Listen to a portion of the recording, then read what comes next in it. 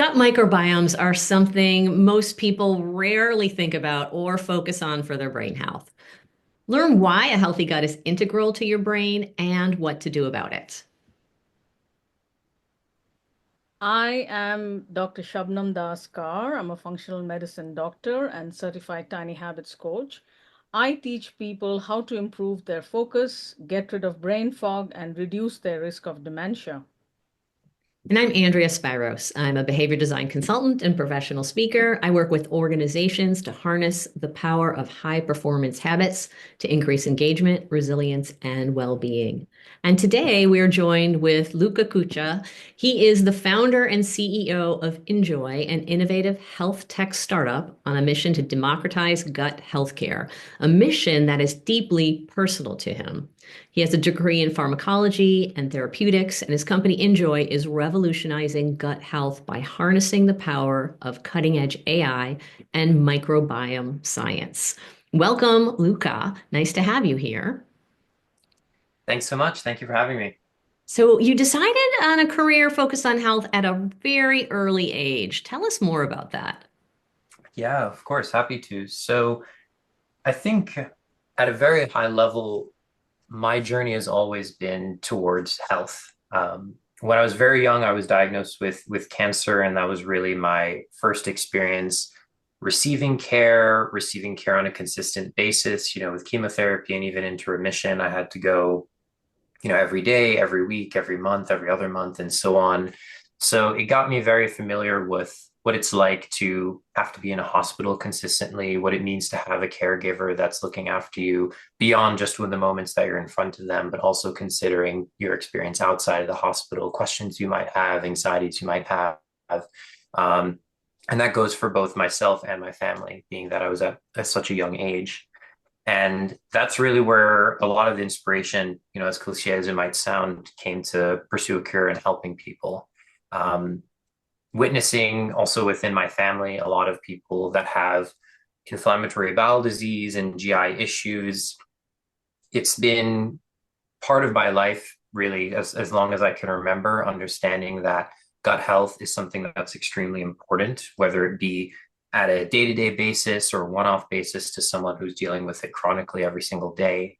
And it really wasn't until I experienced my own bout of inflammation where, to put it short, I was essentially feeling like my body was on fire for several months. I had itching, redness. I couldn't even touch my arm without it becoming red and inflamed. Met with doctors and dietitians and dermatologists. Found myself trying everything under the sun, whether it be as extreme as bleach baths and peroxide washes and multiple doses of allergy medication a day, and just feeling, at a loss after having tried everything. Um, it made me realize that these experiences with inflammation, these experiences with intestinal health aren't isolated incidents. And even those who don't have a formal diagnosis, it's still something that can have a severe impact on people's lives. Although not everyone will have such intense experiences, I think gut health is something that everyone has had a brush with, whether it be some type of a stomach bug, bloating, abdominal pain, or a reaction. Everybody knows what it feels like to have some type of intestinal discomfort.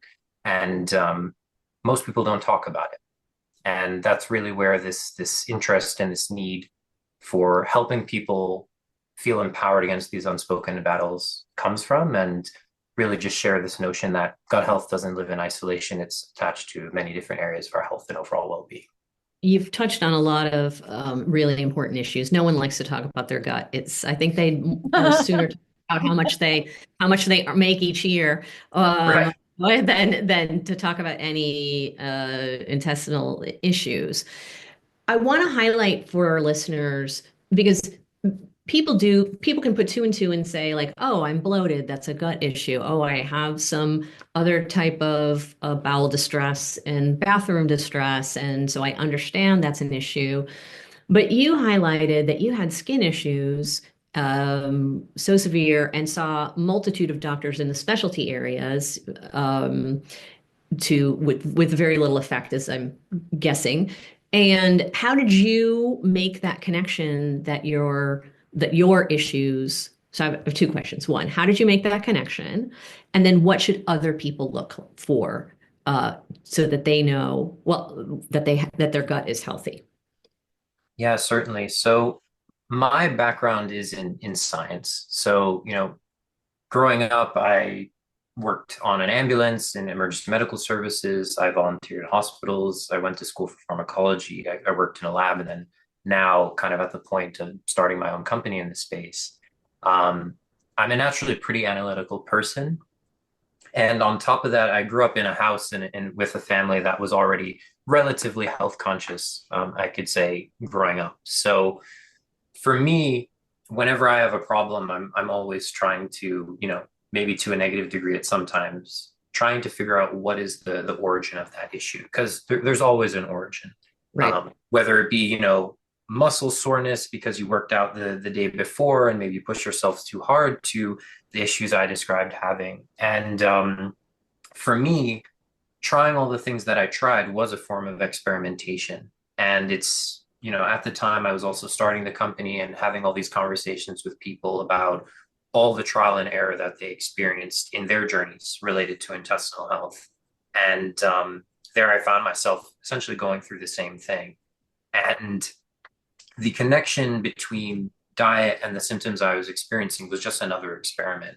Mhm. I tried every type of, topical, consumable, and even lifestyle adjustment tool that I could think of. And it brought me to the point where I felt like I had tried everything. I've already tried to eliminate a lot of the potential dietary triggers that could be causing problems. Anything that had any possibility of triggering some type of inflammation and so on was cut out. And funny enough, the thing that worked for me was fasting. I decided to fast, and I ended up fasting for 5 days as a water fast. Um, and I pretty much felt better by day 3 than I had in at least 2 months before. I was able to sleep through the night and all these different Wow. things. And I decided to extend it a little bit longer to 5 days, and then afterwards slowly begin to introduce foods to see, once again, is there a dietary trigger? Right. Ultimately, it turned out there was no dietary trigger. I could never find the trigger. But what I did figure out was that fasting seemed to put a break on the inflammation cycle that was going on in my body. And since then, I haven't had this issue before. But the key to this and what I'm saying is not fast, right? That's not at all the recommendation here. The recommendation is figuring out what works for you. And that's very big when it comes to what we work on at InJoy, because personalization is key to it. Every single body is different. People have different symptoms. They have different microbiomes. They have different medical history, sex, gender, weight, all these different things. And telling people that there's a single protocol they can follow to feel better isn't necessarily authentic, and in many cases might not work. And that dissatisfaction is one of the big areas of focus that we provide, where we're trying to understand your whole health. We don't just look at the microbiome. We look at the symptoms you're experiencing. We look at your diet, and we use this to create a relatively comprehensive picture of your well-being, and use that for recommendations. So really trying to understand, in the same way that I had to understand what you need at what point in time to begin feeling your better self. And I really appreciate how the personalization aspect. On this podcast, we talk a lot about people are often searching for a one size fits all. They want the silver bullet or a magic wand. And oftentimes in health, I would often extend it to life, but let's just stick with health, that it is very personal and it does need a sense of discovery and experimentation with a good focus. You obviously did a lot of heavy lifting in the early days, and now you're simplifying it for others that are coming after you so that they can get a little bit of a leg up on that. Talk a little bit about how our listeners can tell if their gut microbiomes are happy and healthy. Definitely, definitely. Um, I think the first thing to comment on with that is that one of our big goals is to reduce the time between any type of discomfort and relief. The more that we can really make that gap between, oh, I think an issue is happening or an issue is certainly happening, to feeling stable and confident and empowered is our top goal. And the best way to do that is obviously understanding what your body's trying to tell you. In a lot of ways, we try and think about ourselves as translators, because really we're just trying to interpret the signals coming from your own personal physiology. So when it comes to trying to understand how our microbiome is, if it's happy, if it's healthy, there are definitely several ways to monitor microbiome and overall gut health. And I think the easiest way is just starting with gut health generally. So one of the top ways is certainly going to be looking at symptomatic improvement. Typically, in medical terms, patient-reported outcome measures, different sets of essentially questionnaires where we can understand how are certain symptoms such as abdominal pain, bloating, bowel movement frequency, urgency to go to the bathroom, and so on, are changing over time. That's certainly kind of the baseline for medical practice. We ask those questions in our app, again, to make sure it's relevant for our practitioners we work with, but also to set a baseline. On top of that, there are a lot of personal health indications, right? In the same way that I noticed I was having skin problems, I was having mood problems, I was having a lot of different reactions that, maybe someone who's not this group that's here might not recognize that there could be a gut connection. Those personal health indications are always another step. The other element is, of course, testing. And for us, testing is not something that occurs once. The microbiome is a quite dynamic beast that we share our bodies with. The way it looks one day is not how it's going to look the next day. And that's dependent on so many factors, from what we're eating, our environment, our stress, our sleep, all these different things. So what we've developed is a modality that allows us to see how the microbiome is changing over time through multiple samples. So, for example, we'll ask you to take a sample one day, a sample 5 days later, a sample 5 days later. That in itself is flexible. Mm-hmm. And at the same time, we'll be asking you to track in our app. So let us know about symptoms you're experiencing. Take pictures of your food so we have an idea of what you're eating, and let us know about your mood and your sleep and your exercise too, because those are relevant. And it's really by having that data, whether it be symptomatic or microbiome based, that allows us to then make comparisons to validated consortiums of data, where we can start to make connections between how your microbiome looks, how your overall profile looks, to others who have been validated and diagnosed with their microbiome data, so we can see how you fit into the spectrum of health and disease. But, say a little bit more about, for our listeners, what you mean by validated results. Certainly. So there are several databases out there. There's databases that we've created ourselves where we know without any type of confusion that this individual has this condition. Let's say they have Crohn's disease. At that time, they were experiencing an active flare and their microbiome was profiled. So we know to an extent what the microbiome should look like when someone has active inflammation with Crohn's disease. So imagine you multiply that by a much larger group of people. So you start to get some variability, and you can see how, this will change slightly from person to person, but at an overall level, there are some signatures you can pull out. That is what essentially becomes a reference database for us to then compare samples we're receiving to. So we can start to see how similar does your gut look like compared to someone with Crohn's or someone with some type of active inflammation, and use that to essentially build your health profile. And then you would presumably have some measure for what a healthier gut, or you would just determine by symptoms going away that things are good.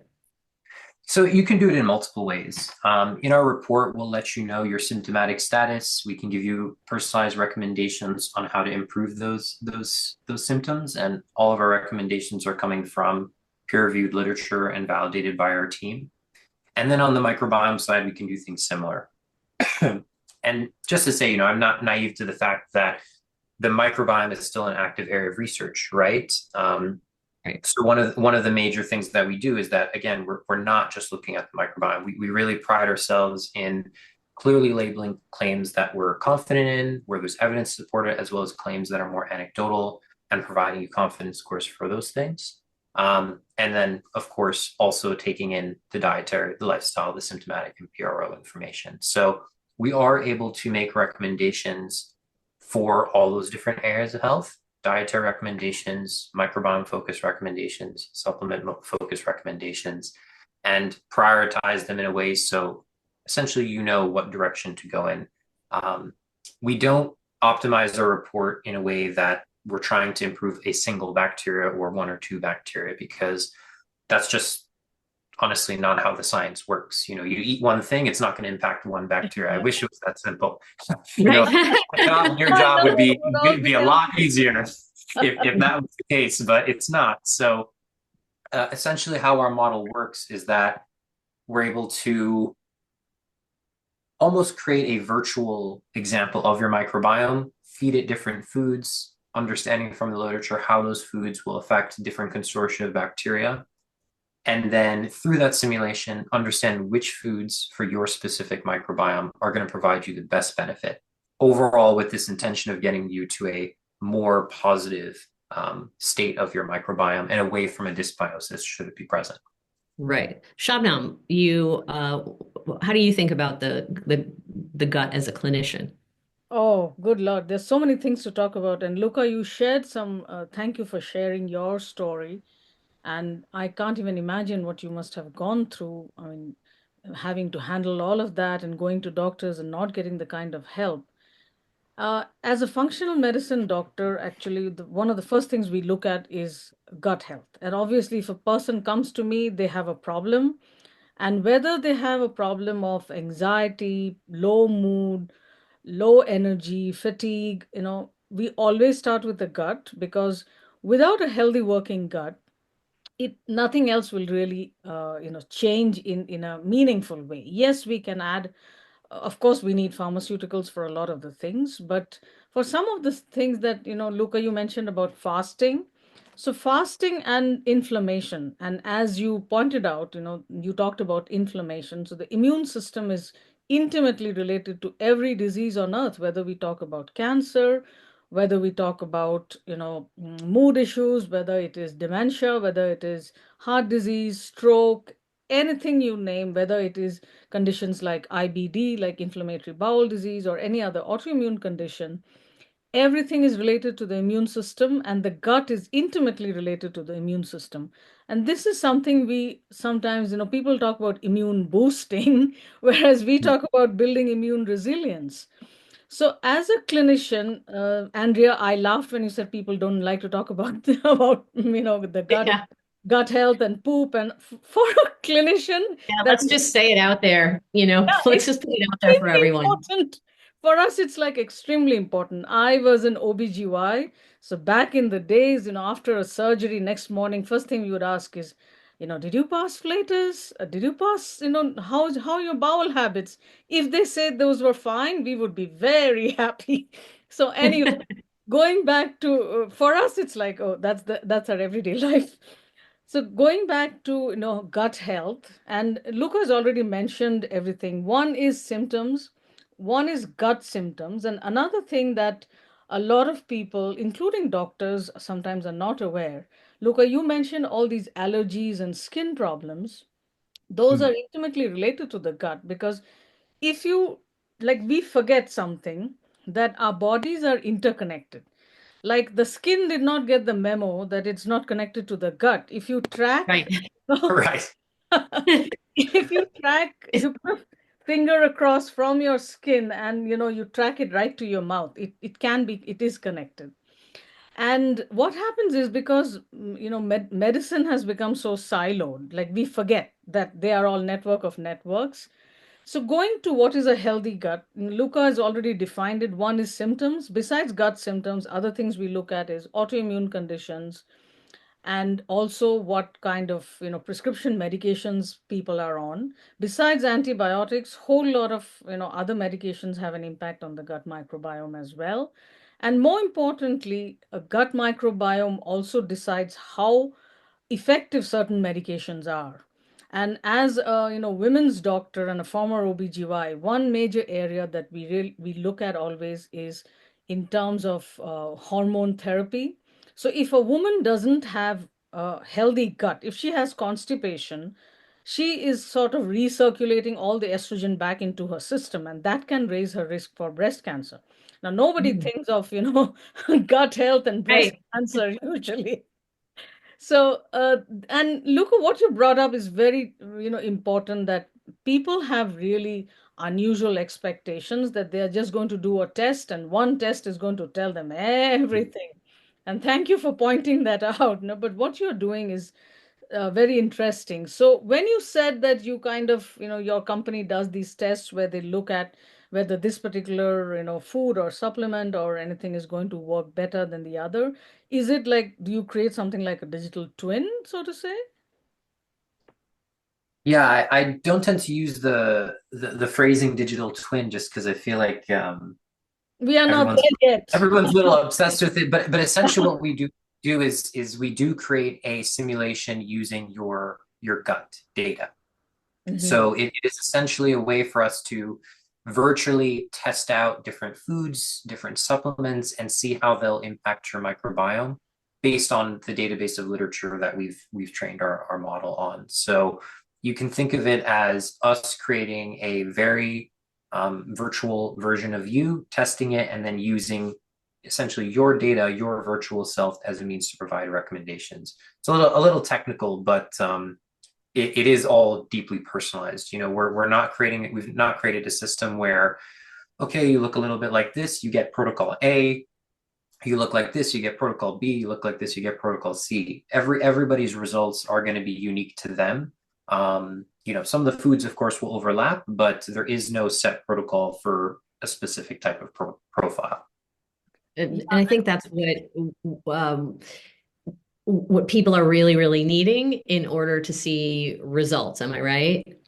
I Or mean, I think the tough thing, and we certainly get a lot of people who come to us with this type of you know perspective when it comes to health is that a lot of us are disconnected from our bodies, right? We have a lot of stress. We're eating processed foods. There's environmental hazards, all these different things, and we just don't have the time to check in with our bodies, which is a huge, huge problem considering, Shabnam, everything you said, that our gut health is everything. It's mental health, it's immune system, it's digestion, it's skin, it's weight, all these different things.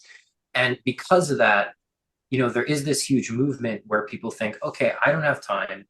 I'm going to look up the best supplements that I can take. If I take these 30 supplements, right? everything in my life is going to go better. And this is before they've even considered the fundamentals of, good sleep, good diet, exercise, and they find themselves failing. They're not feeling better. They're doing everything right to be healthy, but they're not feeling healthy. And in many cases, they're spending a ton of money on something that's never working. So I get a lot of people where I might talk to them about their results and we walk through it, and then they'll bring me, a bucket of all the supplements they're taking. And I'm like, okay, let's start with, the baseline most important things, because frankly, if you're not thinking about your diet, your sleep, your exercise, being an oversimplification, every supplement in the world is not going to make a difference. Yeah. You have to start with that. People Um, would rather take a supplement than get 8 hours of deep quality sleep. Oh yeah, Things of that course. walk And some away. people, even to get that sleep, will take supplements, right? They'll take Yeah. I can't tell you how many conversations I've had about melatonin where it's not something that you can just keep taking more and more of and expect it to make you sleep better. It actually has the completely opposite effect, Yeah. from a dose response perspective. If you take too much, it actually makes your sleep worse. And I Yeah. can't tell you how many shocked faces I've seen after telling someone that type of information. But yeah, I think a lot of people have an interest. I think culturally, everyone is aware of intestinal health and gut health as something that's important. But unfortunately, a lot of people are misguided, and I don't blame them at all. There is so much poor information out there. And that's why, one of the big things that we do as well is have a big focus on education. You can ask our app anything. You'll get responses only from our database of literature, peer-reviewed literature, so you can trust the sources it's coming from. and feel confident in the information you're receiving. And ultimately, will also help you build better habits, will help you find a protocol to feel better, all these different things in tandem with your practitioner. But it starts with good information. Exactly. And I think that's so important. Now, so many people really, we talk about they'd rather take a supplement than sleep, but also people would rather take a supplement than think about what they eat and track their what the diet. And by diet, I think we're both talking about diet meaning the foods we are eating, not diet as in not doing this or not doing that. Just what we're Hmm. eating, what we're not eating. Is diet tracking that important? Yeah, certainly. I mean, when it comes to recognizing patterns, over 1 or 2 days, we can maybe recognize a pattern. We can see something. We know I ate this meal last night at this restaurant. Today I feel this way. I can assume it's because of that meal I had at that restaurant, not in my own home. Um, but when we start to look at timescales longer than this, we very, very, very quickly start to lose all the fine details. Right. And another big piece is that we also tend to forget and subconsciously become very accustomed to habits, which over time might become our new regular. Which this is something that we confront a lot with the people we work with because they've been dealing with a chronic health issue. For example, this is the example I give time and time again. You hear this adage: an apple a day keeps the doctor away. So everyone's trying to eat all these apples.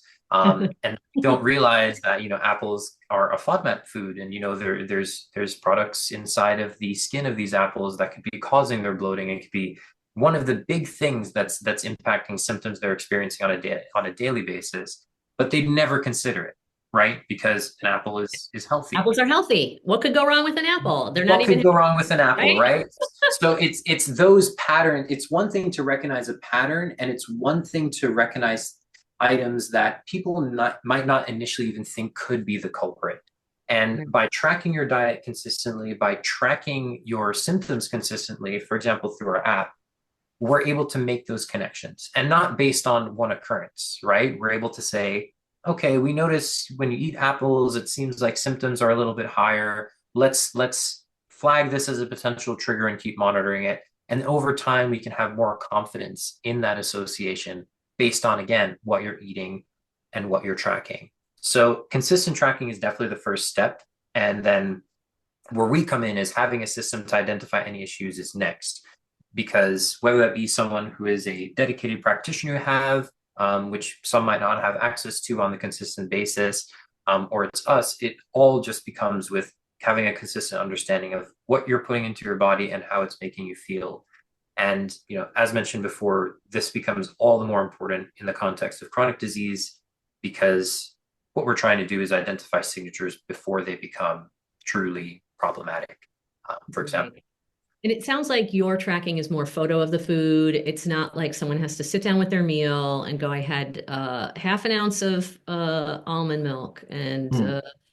3/4 of an apple and a half a pound of spinach cooked, right? Yeah, I mean, listen, I would love if we had that specific information. Yeah.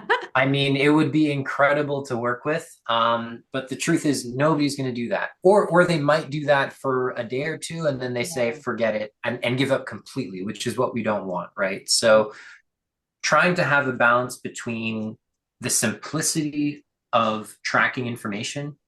For example, in our app, you just take a picture of your food. The simplicity of tracking your symptoms. We don't ask you to track every day. We only ask you to let us know if something has changed because it's those changes that are really critical. So you don't need to tell us 0 every day for bloating if you're never experiencing bloating, for example. Right. The easier we can make it for you to track is critical. But on top of that, the volume of value you receive in return for any tracking you do has to far, far, far, exceed the effort to get there. Because otherwise nobody's going to do it. So consistency really comes from the experience you're building, especially when it comes to diet tracking and building a lasting habit. Honestly, we want this to be something people can stick with, and Mhm. meeting them at a realistic point where we don't expect you to track everything. We don't expect you to tell us how much salt was in your meal or anything like that. We can make some assumptions, but having a minimum level of tracking to understand is always going to be important. Yeah, it sounds very, very easy for anyone who's working with you. Relationships with food can be very tricky. And, I'm going to raise my hand here because in the past, I have had a tricky relationship with food, and I often see people that are having, you know, food can be, have a lot of emotion in it, have a lot of resonance with feelings. How can people build a better relationship with food? Because I think that seems integral to what you're working on here. Yeah, certainly. It's an excellent question, and one that I think is a lot more complicated than most people realize. And I Yeah. think one of the most important things we can do is be kinder to ourselves, honestly.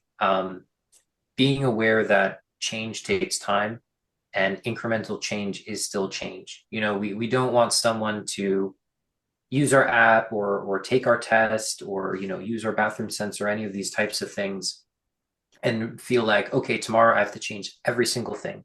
I have to change everything in my cabinet, everything in my fridge, my lifestyle, and so on, because that's going to be so stressful and cause so much anxiety that you're probably going to just revert back to your old ways. So I think incremental change is definitely a very important way to build better relationships with foods. Um, because otherwise it's what we see with a lot of diets. There's a lot of anxiety when people are dieting, which we don't really prescribe to. But trying to make sure I'm eating only the right things and not eating anything else, that anxiety is also not good. Yeah. So if you're so That's stressed stressful, out, isn't it? yeah, if you're stressed out about every single thing you're eating, but you're technically on paper eating the right things, that's still a problem. We don't want to be Yeah. insanely stressed out. And that goes back to, you can't just focus on one narrow area of health. Health is comprehensive. It's so many different things. But I would say incremental change, reducing a lot of anxiety around, always having to be perfect with your diet, being too hard on yourselves, and jumping in too quickly are all things that I think are important to be aware of to allow for sustainable change, especially when it comes to diet. And Yeah. especially when it comes to gut health, because in a lot of cases, fiber comes into conversation. And if you're not someone who's accustomed to fiber, whether it be, soluble, insoluble, through a supplement, through your diet, whatever it might be, um, you know, bulking up on the amount of fiber eating one day is probably going to cause you a lot of discomfort. So even at a systematic level, you want to make sure you're slowly making these changes.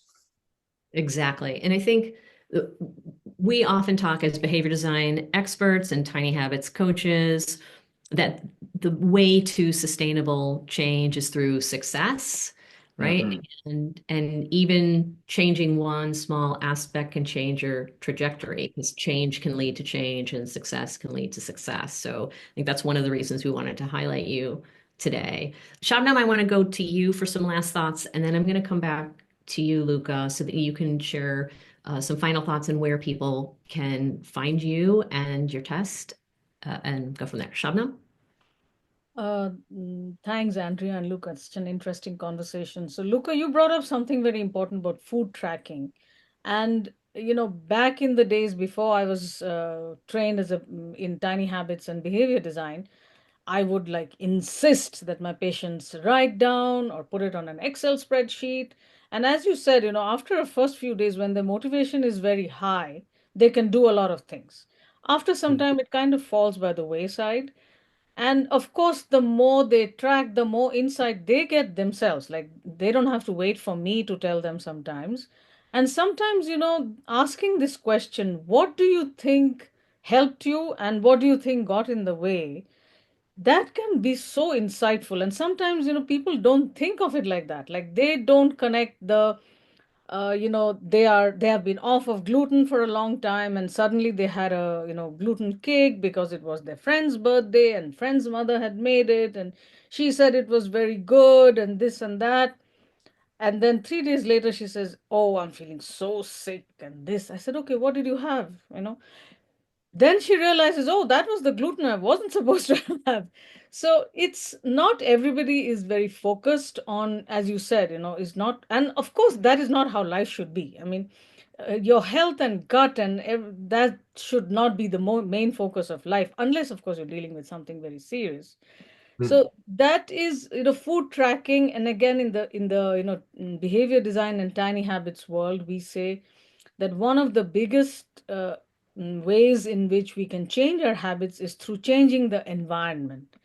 So if we change our food environment, let us say I'm highly motivated, I have gazillions of symptoms, I'm not sleeping well, and I'm just 20, 30 years old, and I feel horrible because I feel so horrible.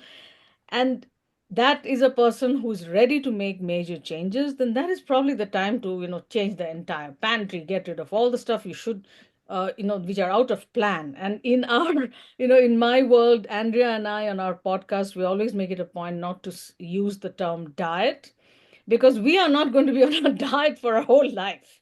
We eat Right. food, right? So it's depends on, and if a person is really overwhelmed, what you said is, start with maybe the first meal of the day instead of changing all your meals at the same time if that is overwhelming.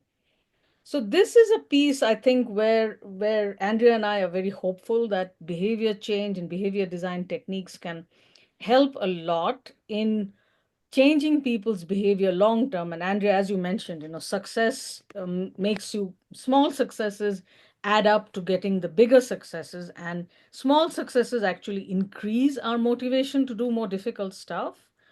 So one last question, Luca, to you is, you say that InJoy uses AI. So where exactly, which are the areas in which you use AI specifically? So everywhere, essentially.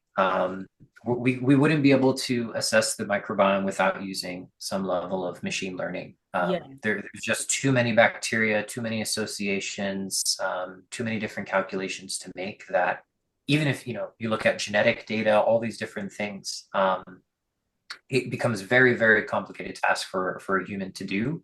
As opposed to, a blood test where you're measuring a specific marker and you know what you're searching for. The microbiome works a little bit differently, right? We're Mm. taking a stool sample, we're extracting its DNA, and we have an understanding once it's sequenced of what DNA is there. But then now we have to figure out what that DNA is and essentially map it to a database to understand which bacteria are present. And that task is not something that can be done with a pen and paper. So microbiome analysis has to use machine learning by design. And a similar idea also happens in all the tracking we do. Taking a Mhm. picture of food and us identifying not only what food is there, but making an estimation of the quantity. That's image recognition. That's Yeah. AI. Being able to identify relationships over extended periods of time, such as between symptoms and food triggers, that's artificial intelligence. And even down to something that we're trying to work more and more on, and something you mentioned that's extremely important, Shabnam, is how can we inspire more motivation? How do we make you feel motivated when you have that small success in the app? How do we make sure you feel motivated by giving you insights on the progress you're making? Here's how this symptom has changed since you started following this protocol, for example. Because it's important to make sure that motivation isn't only present when someone is sick or dealing with an active problem, Mhm. but it also remains after the fact.